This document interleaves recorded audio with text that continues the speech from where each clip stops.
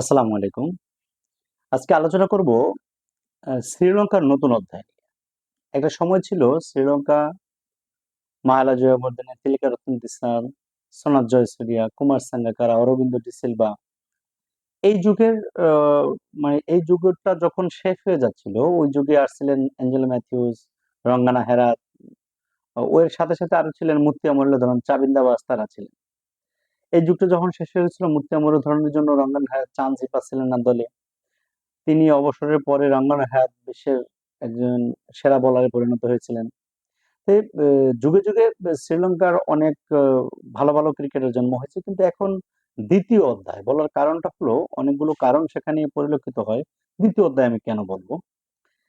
১ম আ যেটা হয়েছিল তারা ৯৬ তে বিশ্বকাপ জিতেছিল। এরপরে ধারাবাহিকভাবে অনেকদিন এশিয়ার ভারতকে, পাকিস্তানকে অনায়াসে হারাতো এবং টপ পারফর্ম দের মধ্যে একজন। এবং বিশ্বকাপে যদি বাছাই উম মানে কেউ চোজবল করতো তাহলে সেখানে ধরাই হতো যে ৪ টা দেশের মধ্যে সেমিফাইনালিস্ট একটা দল শ্রীলঙ্কা।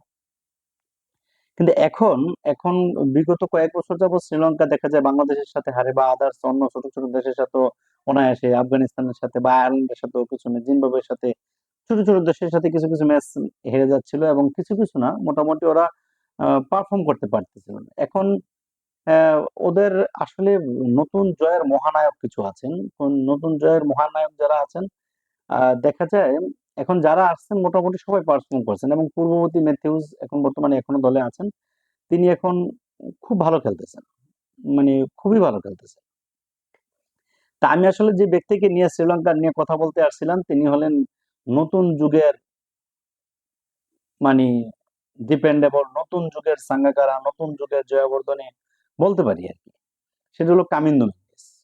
কামিন্দো মেন্ডিস মানি আউটস্ট্যান্ডিং। যেটা আমি যদি ৫ টা পয়েন্ট ধরে কথা বলি তাহলে হয়তোবা কামিন্দো মেন্ডিস নিয়ে একটু আলোচনা করলে কামিন্দো কীর্তি যেটা। যদি একটা পয়েন্ট ১ম এ আসি আমরা, সেটা হলো গিয়ে গতকাল ২৫০ বলে ১৮২ রানে নট আউট ছিলেন। ১৮২ রানে নট আউট গোলে এই যে টেস্টটা খেলেছিলেন ১৩ ইনিংসে তিনি ১০০৪ রান করছেন। ১৩ ইনিংসে ১০০৪ রান। এখন আমার যে বিষয়টা হলো যেখানে উপস্থাপন, তার পূর্বে এই ১৩ ইনিংসের আগে, এর আগে ১২ ইনিংসে করছেন ২ জন। ২ জন করেছেন ১২ ইনিংসে ডন ব্র্যাডম্যানেরও লেগেছিল কত? ১৩ ইনিংস। আর ১২ ইনিংসে করেছেন হার্বার্ট, সাল্ট ফ্লিক ও ওয়েস্ট ইন্ডিজের স্যার এভারটন। গেল ২ জন। ১৩ ইনিংসে কামিন্দুর ৫ টি সেঞ্চুরি। দ্রুততম পঞ্চম সেঞ্চুরির তালিকায় তিনি ব্র্যাডম্যান ও ওয়েস্ট ইন্ডিজের জর্জ হেডলির সঙ্গে যৌথভাবে ৩য় স্থানে। ৫ টি সেঞ্চুরি করে সবচেয়ে কম ১০ টেস্টে লেগেছিল ওয়েস্ট ইন্ডিজের এভারটন উইকসের। ১২ ইনিংসে হার্বার্ট, সাটক্লিফ ও অস্ট্রেলিয়ার নীল হার্বার্ট।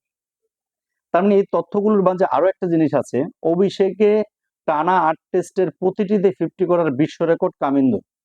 শ্রীলঙ্কার হয়ে ৯ টেস্টে ৫০ রেকর্ড আছে কুমার সাঙ্গাকারা। সব মিলিয়ে টানা ১২ টেস্টে ৫০ রেকর্ড হলো ডিভিলিয়ার্সের। আরো একটা মজার ঘটনা হলো আমাদের এই ১৩ ইনিংস পরে কামিন্দো মেন্ডিসের গড় হলো ৯১.২৭। ডন ব্র্যাডম্যানের পরে ডন ব্র্যাডম্যান ৯৯.৯৪ মানে ৯৪ আছে, কিন্তু তারপরেই এখন কামিন্দো মেন্ডিসের অবস্থান। আরো একটা যদি পত্রিকার যে অ্যানালাইসিস ভিত্তিক যে বিষয়টা সেটা থেকে যদি আরেকটু আলোচনা করি, সেখানে আছেন কামিন্দুর ৫টা সেঞ্চুরি ৫ নম্বরে কিংবা এর পরে নেমে সবই করেছেন এবছর। ৫ বা এর পরে নেমে ১৫ বছর কামিন্দুর সমান বা বেশি সেঞ্চুরি করার কীর্তি আছে আর মাত্র ২ জনের। জনি বেয়ারস্টো ২০২২ সালে করেছেন ৬টি এবং মাইকেল ক্লার্ক ২০১২ সালে করেছেন ৫টি। এর আগে আর কারো নেই। আরো একটা তথ্য, এই মুহূর্তে কামিন্দু ব্যাটিং গড় হলো পৃথিবীর ক্রিকেট ইতিহাসে ১০০০ রান করেছেন এমন প্লেয়ারদের মধ্যে দ্বিতীয়। তারপরে ৭ম নম্বরে আমি যদি আরেকটা পয়েন্ট আউট করি, সেটা হলো প্রথম ব্যাটসম্যান হিসেবে ৭ বা এর পরে ব্যাটিং এ নেমে টেস্টের ২ ইনিংসে সেঞ্চুরি এবছরের মার্চ মাসে সিলেটে করেছিলেন বাংলাদেশের বিরুদ্ধে। ওভারঅল আমি যদি একটা বিষয় আলোচনা করি, সেটা হলো যে কামিন্দু মেন্ডিস বর্তমান শ্রীলঙ্কার শ্রীলঙ্কার কুমার সাঙ্গাকারা। কামিন্দো মেন্ডিস ওয়ার্ল্ড ক্রিকেট শাসন করতে এসেছেন, তার এই স্ট্যাটিস্টিক্স দেখলে বোঝা যাচ্ছে।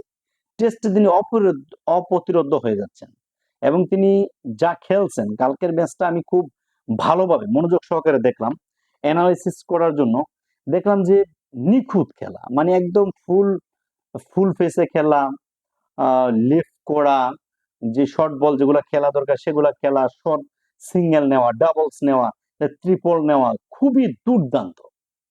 এবং কামিন্দো মেন্ডিস বলা যায় ideal test cricketer. Kamindu Mendis ভবিষ্যৎ শ্রীলঙ্কার আইডলিক পার্সন, ভবিষ্যৎ শ্রীলঙ্কার লেজেন্ডারি হতে চলেছেন। যদিও আগাম সম্ভাবনা নয়, ওই যে দেখে সূর্য উঠলে বোঝা যায় দিনটি কেমন যাবে। তা কামিন্দো মেন্ডিসের প্রথম দেখে বোঝা যাচ্ছে যে তার ক্রিকেট ক্যারিয়ারটা কেমন যাবে। তা আশা করি কামিন্দো মেন্ডিসের উত্তরোত্তর সাফল্য কামনা করছি। ভবিষ্যতে যেন তিনি আরো এরকম ক্লাসিক্যাল ইনিংস আমাদের উপহার দিতে পারেন। শ্রীলঙ্কার জন্য সেটা অবশ্যই ভালো হবে। কারণ অনেকদিন যাবৎ সাঙ্গাকারা, জয়াবর্ধনে, তারপরে মিডল অর্ডারে ছিলেন দিলশান টেস্টে। এই প্লেয়ার গুলো যাওয়ার পরে মাঝখানে অনেকটা করুণারত্নও ছিলেন মাঝখানে। তো এই প্লেয়ার গুলো যাওয়ার পরে এখন দেখা যায় একটা শূন্যতা অনুভব করেছিল কামিন্দো। সেই পাঁচের পরের পজিশন গুলাতে যেগুলা উপরে কেউ যদি একটা ভালো জুটি করতে পারে তাকে নিয়ে বড় ইনিংস খেলা, শুধুই নয় তারপরে বোলারদের নিয়ে হ্যান্ডলিং করে যে ম্যাচটা খেলা, সেটাতে খুবই কার্যকরী একটা innings. Best of luck Kamindu Mendis.